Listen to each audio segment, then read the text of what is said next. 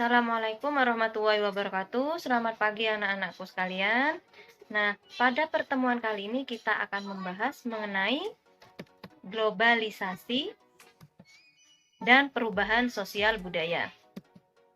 Next, untuk topik materinya, yang pertama, ciri-ciri perubahan sosial budaya dan globalisasi. Yang kedua, yaitu bentuk-bentuk perubahan sosial dan globalisasi. Dan yang ketiga yaitu faktor penyebab terjadinya perubahan sosial budaya dan globalisasi.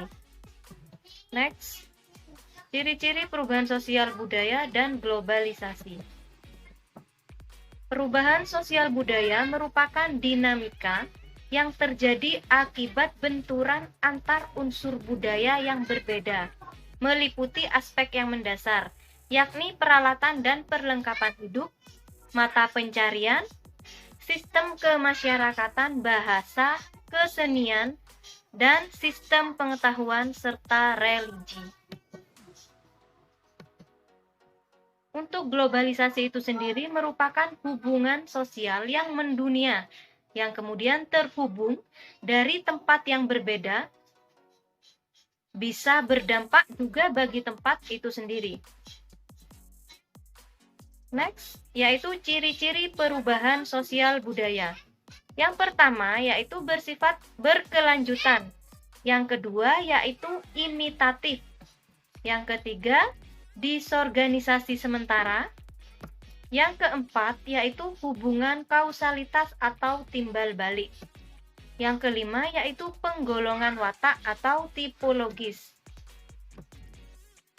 Ciri-ciri globalisasi antara lain, yang pertama, terjadinya pelebaran aktivitas sosial, politik, dan ekonomi di pelosok wilayah, regional, dan benua. Yang kedua, yaitu terjadinya intensifikasi atau peningkatan serta keterhubungan aliran perdagangan, investasi, keuangan, serta migrasi dan pertukaran budaya. Yang ketiga, yaitu terjadinya percepatan interaksi dan komunikasi. Next, untuk slide selanjutnya yaitu mengenai bentuk-bentuk perubahan sosial budaya. Yang pertama yaitu perubahan sosial berdasarkan waktunya. Kemudian yang kedua, mengenai perubahan sosial menurut sudut pandang masyarakat. Yang ketiga, perubahan sosial berdasarkan pengaruh. Yang keempat, perubahan sosial berdasarkan arah perkembangannya. Kemudian, yaitu bentuk-bentuk globalisasi. Antara lain, yang pertama globalisasi di bidang kebudayaan. Yang kedua, globalisasi di bidang politik. Dan yang ketiga, globalisasi di bidang informasi dan komunikasi. Yang keempat, globalisasi di bidang transportasi. Yang kelima, globalisasi di bidang ekonomi. Next, faktor terjadinya perubahan sosial budaya. Di sini ada dua faktor, yaitu faktor internal dan faktor eksternal. Yang kita akan bahas terlebih dahulu yaitu faktor internal. Yang pertama, bertambah atau berkurangnya jumlah penduduk. Yang kedua, yaitu bertambah atau berkurangnya jumlah penduduk. Yang ketiga, yaitu penemuan-penemuan baru. Yang keempat, pemberontakan atau revolusi di dalam tubuh masyarakat itu sendiri. Kemudian, faktor eksternalnya antara lain, yang pertama, pengaruh kebudayaan masyarakat lain. Kemudian yang kedua, lingkungan alam fisik yang ada di sekitar manusia.